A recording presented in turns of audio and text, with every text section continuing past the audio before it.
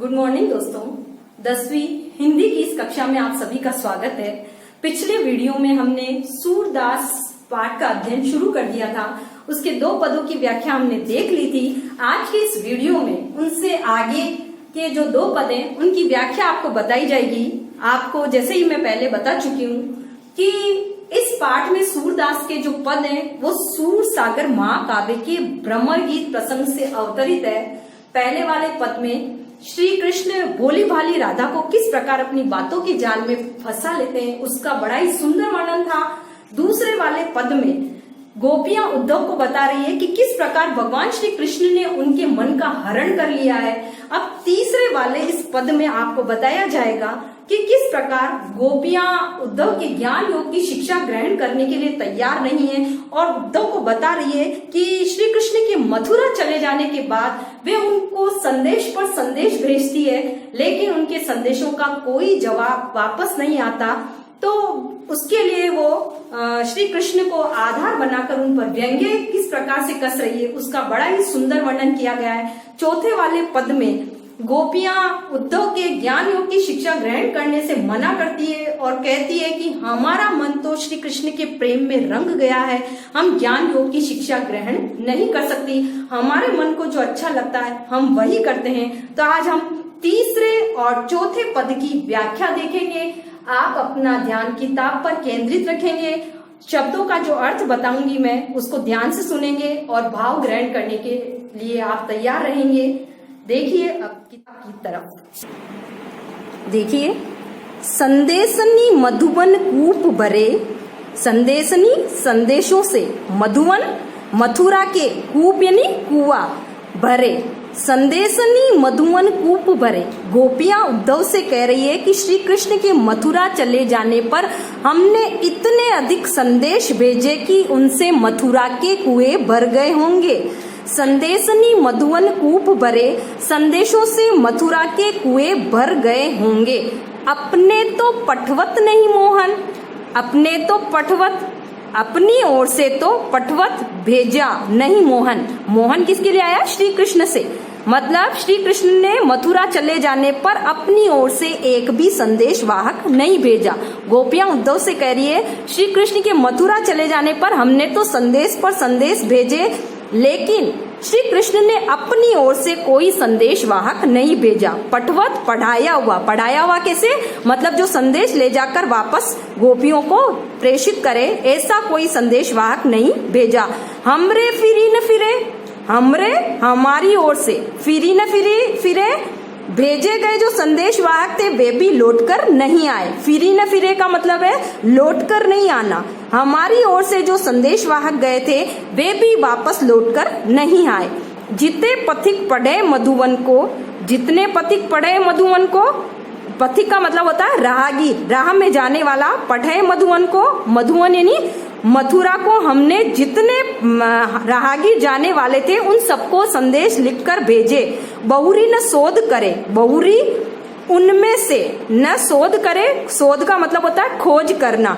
उनमें से किसी ने भी वापस आकर हमारी सुध नहीं ली। मतलब हमें श्री कृष्ण ने वापस क्या संदेश कहकर भेजा है उसका कोई उत्तर नहीं लाकर दिया।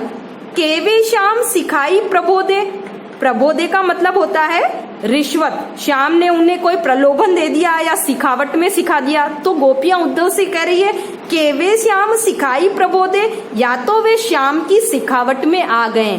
श्याम प्रबोधे, श्याम ने उन्हें जैसा कहा है, श्री कृष्ण ने उन्हें जैसा कहा है वैसा करने के लिए तैयार हो गए कि तुम तो वापस कोई संदेश ही मत देना। के बहु बीच मरे, या फिर ऐसा अनुभव होता है कि वो व्यक्ति बीच रास्ते में ही मर गए। कागद गरे मेघ, फिर गोपियां अपने मन की बात वापस उद्धव को बताती हुई कह रही है कागद गरे मेघ, मथुरा में जितने कागज हैं जिन पर संदेश लिखे जा सकें शायद वे बादलों से निकलने वाले पानी से गल गए हैं। मतलब कागज सारे वहां पर गल कर खत्म हो गए हैं। मसी खूटी, मसी का मतलब स्याही, खूटी बिखर कर खत्म हो गई, खूटी यानी बिखरना, खराब हो गई है। सरदव लागी जरे, सरदव लागी जरे, सर यहाँ पर किसके लिए आया है? वे लकड़ियां जिनसे हम कलम बनाते हैं। सरदव लागी जरे, दव दावाग्नि कौन सी? जंगल में लगने वाली आग। सारी जो कलम बनाने वाली लकड़ी है वो जंगल की आग से जलकर खाक हो गई है। सेवक सूर लिखन को आंदो, या फिर सूरदास जी कह रहे हैं, गोपियां उद्धव से कह रही है कि शायद श्री कृष्ण के संदेश लिखने वाले सभी व्यक्ति अंधे हो गए, पलक कपाट अरे, या फिर उन्होंने अपने पलक रूपी दरवाजों को बंद कर लिया है। कुल मिलाकर गोपियां उद्धव पर श्री कृष्ण के उपेक्षापूर्ण व्यवहार को बताती हुई कह रही है कि हमने तो श्री कृष्ण को संदेश पर संदेश लिखकर भेजे, लेकिन श्री कृष्ण ने उनका कोई उत्तर नहीं दिया, और अगर उत्तर लिखकर भी दिया तो वो लोग हम तक पहुंच ही न सके। शायद वे बीच रास्ते में ही मर गए, या फिर श्री कृष्ण के जितने सेवक थे उन्होंने अपनी आंखों को पलक रूपी दरवाजों से बंद करके अपने आप को अंधा बना लिया। मतलब वे लिख ही नहीं पा रहे और उनका कोई संदेश हम तक नहीं पहुंच पा रहा है। नेक्स्ट पद जो चौथा पद है, अब उसकी तरफ आप ध्यान देंगे। देखिए अगला पद जिसमें श्री कृष्ण के सिखाए हुए मार्ग के अनुसार उद्धव गोपियों को ज्ञान योग की शिक्षा देते हैं, लेकिन वे तो प्रेम रंग में रंगी हुई है, इसीलिए उद्धव को कह रही है कि हमारे मन में जो आता है हम तो वही करते हैं। इसके लिए अनेक उदाहरण और प्रेषित कर रही है, जिसको इस पद में दर्शाया गया है।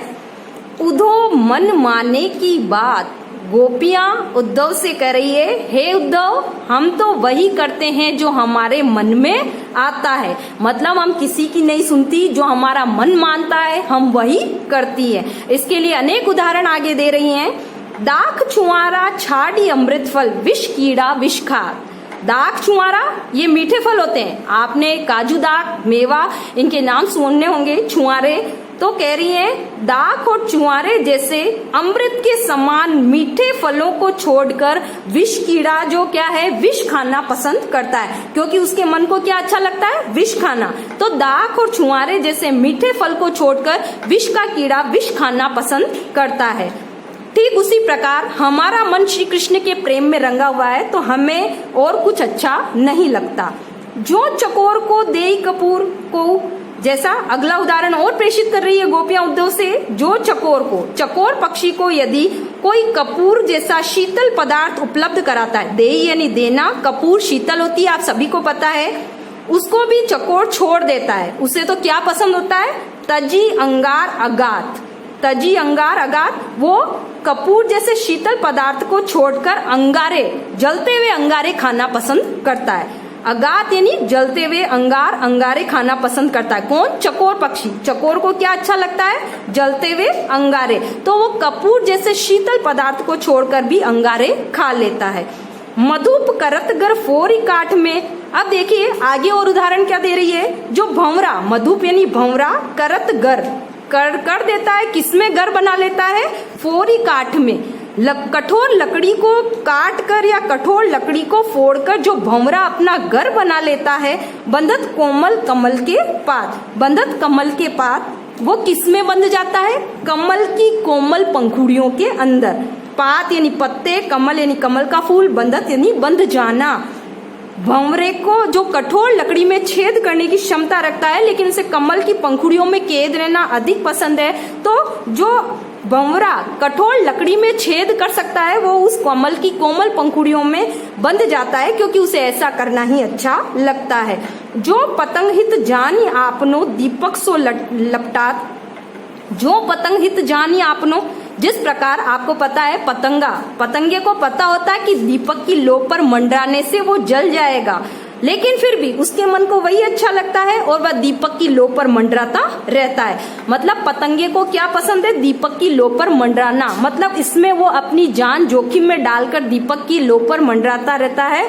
अगर उसकी जान चली भी जाए तब भी उसे कोई दुख नहीं होता।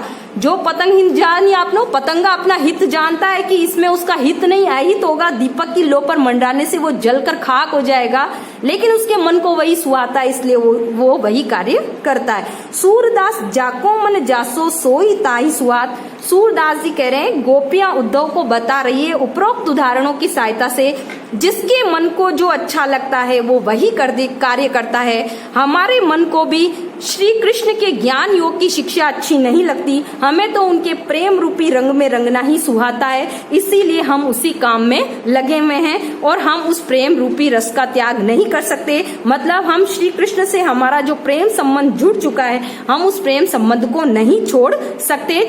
यहाँ तक आपका जो चैप्टर है वो खत्म होता है। अगर आपको कोई परेशानी है तो आप मुझे अपने व्हाट्सएप नंबर पर कॉल कर सकते हैं, नहीं तो इस पाठ के पीछे जितने लघुतरात्मक और निबंधात्मक प्रश्न लिखे हैं आपको अपनी होमवर्क कॉपी में उनके जवाब लिखने हैं।